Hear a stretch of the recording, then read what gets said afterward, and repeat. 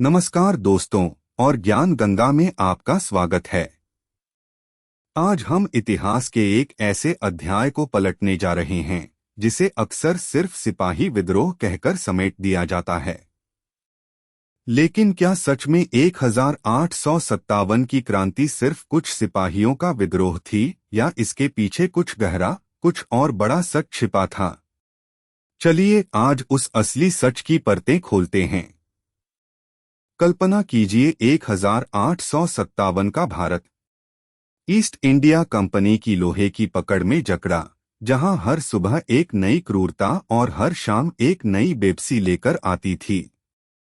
किसानों की जमीनें छीनी जा रही थीं, कारीगरों का रोजगार तबाह हो रहा था और राजा महाराजा अपनी रियासतें गंवा रहे थे। असंतोष की आग अंदर ही अंदर सुलग रही थी, बस एक चिंगारी का इंतजार था। और वो चिंगारी बनी एक अफवाह, या कहें कि एक सच। नई एनफील्ड राइफल के कारतूसों पर गाय और सुअर की चर्बी लगी होने की खबर। मेरठ की छावनी से उठी ये आग मंगल पांडे की शहादत से और भड़क उठी। 10 मई 1857 को मेरठ में सिपाहियों ने बगावत का बिगुल फूंक दिया और दिल्ली की ओर कूच कर गए। मुगल बादशाह बहादुर शाह जफर को अपना नेता घोषित कर उन्होंने अंग्रेजों के खिलाफ खुला युद्ध छेड़ दिया। लेकिन क्या ये सिर्फ चर्बी वाले कारतूसों का मामला था? नहीं, ये तो बस आखिरी तिनका था। असली कारण तो कई दशकों से जमा हो रहा था। अंग्रेजों की आर्थिक नीतियां, जिन्होंने भारत को सिर्फ एक बाजार और कच्चे माल का सप्लायर बना दिया था। डलहौजी की हड़प नीति, डॉक्ट्रिन ऑफ लैप्स, जिसने झांसी, सतारा जैसी रियासतों को छीन लिया।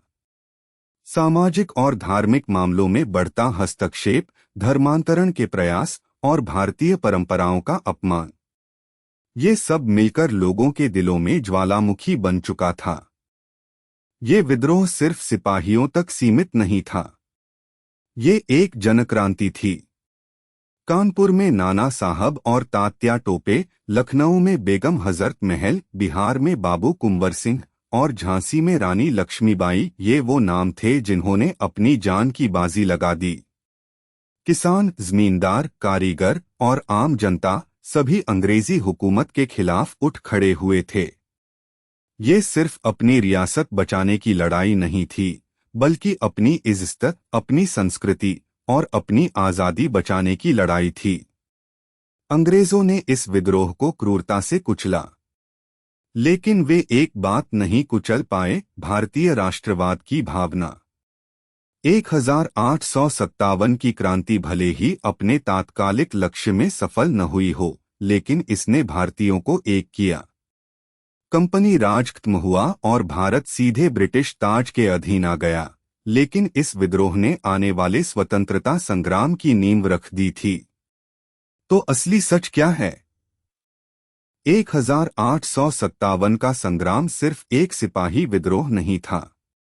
यह भारत के पहले स्वतंत्रता संग्राम का बिगुल था, एक ऐसा महासंग्राम जिसने हमें सिखाया कि जब तक हम संगठित नहीं होंगे, तब तक हमारी आज़ादी अधूरी रहेगी।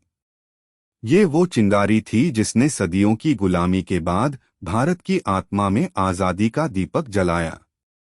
अगर आपको यह वीडियो पसंद आया हो तो लाइक करें, शेयर करें और हमारे चैनल को सब्सक्राइब करना न भूलें। मिलते हैं अगले वीडियो में इतिहास के किसी और अनछुए पहलू के साथ। जय हिंद।